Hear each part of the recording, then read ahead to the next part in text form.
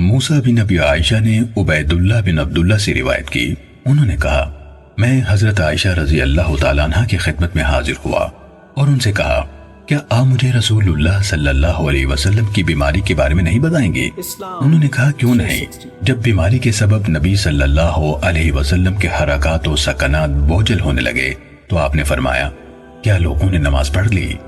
ہم نے عرض کی اللہ کے رسول نہیں، وہ سب آپ کا انتظار کر رہے ہیں۔ آپ صلی اللہ علیہ وسلم نے فرمایا میرے لیے بڑے تشت میں پانی رکھو۔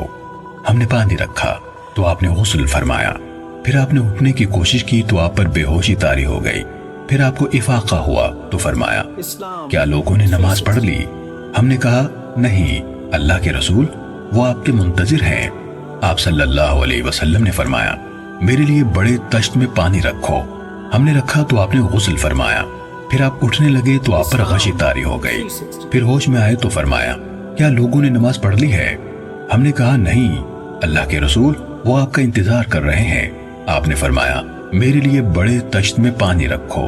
ہم نے رکھا تو آپ نے غسل فرمایا، پھر اٹھنے لگے تو بے ہوش ہو گئے، پھر ہوش میں آئے تو فرمایا کیا لوگوں نے نماز پڑھ لی؟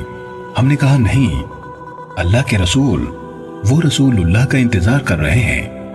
حضرت عائشہ رضی اللہ تعالیٰ عنہ نے فرمایا لوگ مسجد میں اکٹھے بیٹھے ہوئے عشاء کی نماز کے لیے رسول اللہ صلی اللہ علیہ وسلم کا انتظار کر رہے تھے۔ حضرت عائشہ رضی اللہ تعالیٰ عنہ نے فرمایا پھر رسول اللہ صلی اللہ علیہ وسلم نے ابو بکر رضی اللہ تعالیٰ عنہ کی طرف پیغام بھیجا کہ وہ لوگوں کو نماز پڑھائے۔ پیغام لانے والا ان کے پاس آیا اور بولا رسول اللہ صلی اللہ علیہ وسلم آپ کو حکم دے رہے ہیں کہ آپ لوگوں کو نماز پڑھائیں۔ ابو بکر رضی اللہ تعالیٰ عنہ نے کہا اور وہ بہت نرم دل انسان تھے، عمر آپ لوگوں کو نماز پڑھائیں۔ عمر رضی اللہ تعالیٰ عنہ نے کہا آپ ہی اس کے زیادہ حقدار ہیں۔ حضرت عائشہ رضی اللہ تعالیٰ عنہ نے فرمایا ان دنوں ابو بکر رضی اللہ تعالیٰ عنہ نے لوگوں کو نماز پڑھائی۔ پھر یہ ہوا کہ رسول اللہ صلی اللہ علیہ وسلم نے کچھ تخفیف محسوس فرمائی تو دو مردوں کا سہارا لے کر، جن میں سے ایک عباس رضی اللہ عنہ تھے، نماز ظہر کے لیے نکلے۔ اس وقت ابو بکر رضی اللہ عنہ لوگوں کو نماز پڑھا رہے تھے۔ جب ابو بکر رضی اللہ عنہ نے آپ کو دیکھا تو پیچھے ہٹنے لگے۔